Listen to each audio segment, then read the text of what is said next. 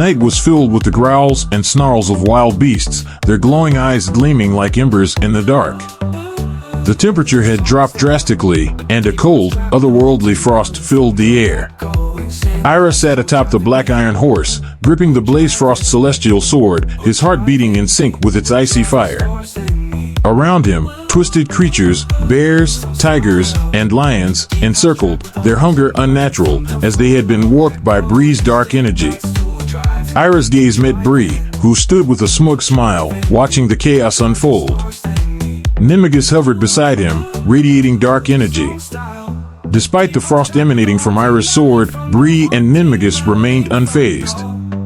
The first beast, a hulking bear, lunged at Ira, but the Black Iron Horse struck with powerful hooves, sending the bear staggering back. More beasts attacked, but the horse fought fiercely, kicking them down with force. Ira slashed the Blaze Frost celestial sword through the air, sending waves of ice and cold. One tiger was frozen mid-leap, its body shattering upon impact. Despite the frost, the beasts kept coming. Ira, feeling the energy of Marduk and the power of the sword, swung again, freezing more creatures. With a grim determination, he prepared to end the battle, his sword glowing with a deep, ancient frost.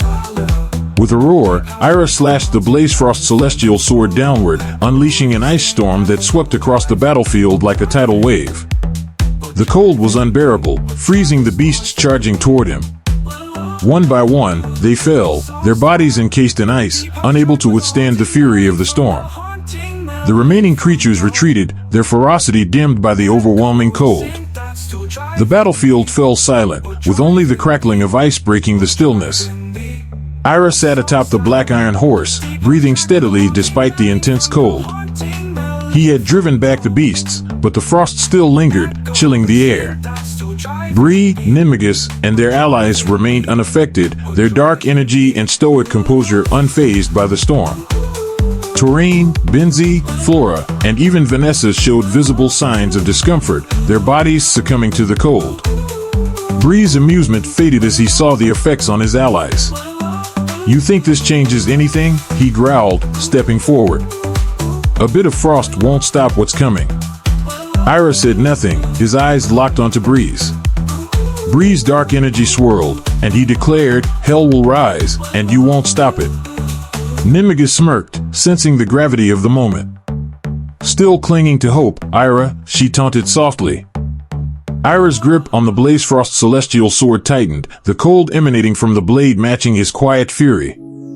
He fought not only for the world, but for Vanessa, whose soul had been twisted by Bree's dark magic. "I don't believe," Ira said firmly, "I know I can stop you." Bree sneered, his dark energy flaring. "We'll see about that." The air around them was frozen, and Ira stood tall, his Black Iron Horse pawing at the ground. As Bree and Nimigus readied themselves, Ira's gaze shifted to Vanessa, now controlled by the ancient spirit of Cyrus. Bree had given her a weapon forged in hell, a dark sword pulsing with fiery energy. Ira knew it was meant to kill him. Bree's voice echoed, "This is where it ends. You stand alone against forces you can't comprehend." Ira, undeterred, raised his sword, the cold spreading across the ground, stronger than ever before. Bree smirked, signaling Nimigus to attack. Bree and Nimigus surged forward, their combined dark energy crashing through Ira's ice wall with ease. The Black Iron Horse roared as they closed in, but it couldn't stop them. Bree's energy slammed into Ira, sending him reeling, while Nimigus's lightning struck with a force that rattled his bones. Ira let out a cry of pain as Bree and Nimigus's combined attack hit him, blood spilling from his mouth. Despite the dark energy tearing at his insides, he wasn't dead.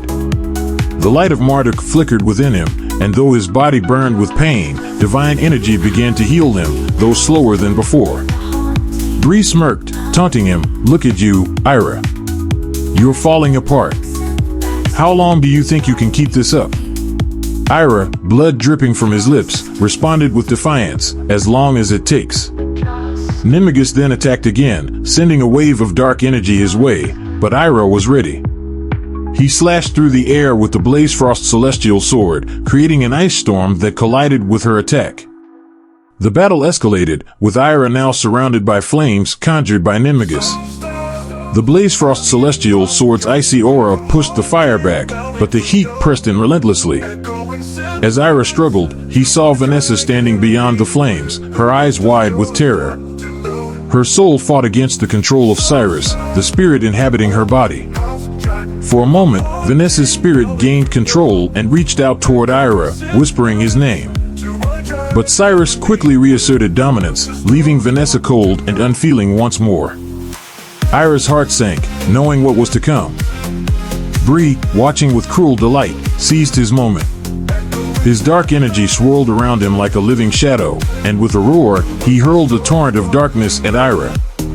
The shadow struck him squarely in the chest, sending him flying off the black iron horse. The impact was like being hit by a mountain, and Ira crashed into the frozen ground. His breath left him in a painful gasp, his body trembling with effort as he tried to lift his head. Blood trickled from his mouth, and he felt the darkness closing in around him. Bree laughed maliciously, his voice filled with triumph. Ira, this is the end. Not even the light of Marduk can save you now. Ira's fingers brushed the Blazefrost Celestial Sword, but before he could grasp it, Vanessa appeared. However, it wasn't truly her. Cyrus's spirit had reclaimed her body. With Bree's dark energy lifting her, Vanessa, controlled by Cyrus, flew toward Ira, holding the hellish blade Bree had given her. At Bree's command, Vanessa moved with terrifying speed, the blade descending toward Ira. Time slowed. Ira hesitated, unable to strike at the woman he loved. In that moment, the sword pierced his chest, and he gasped in pain. As the darkness consumed him, Ira looked up at Vanessa, a sad smile on his lips. Vanessa. Don't cry, he whispered. Vanessa, horrified at what she had done, trembled and sobbed. Bree, grinning, stepped forward. I wanted you to see this, Vanessa. You killed him. Not Cyrus. You. Vanessa's heart shattered as she knelt, holding the sword embedded in Ira's chest. Tears fell onto his blood-soaked robes. No. I didn't mean to, Ira, please, I didn't mean to, she sobbed. Ira's weak hand lifted to brush her cheek, wiping away her tears. It's okay. Vanessa, he whispered. This is my destiny. Believe in the light of Marduk. As his last words faded, a golden light emanated from his chest, illuminating the surroundings. Thunder rumbled, and the storm seemed to mourn his death. Vanessa trembled, her hand still clutching the hilt of the sword, her tears mingling with Ira's blood. No. Ira. I'm so sorry, she whispered. Ira's expression was serene as he accepted his fate. It's not your fault. Vanessa. I knew this was my path from the beginning, he whispered.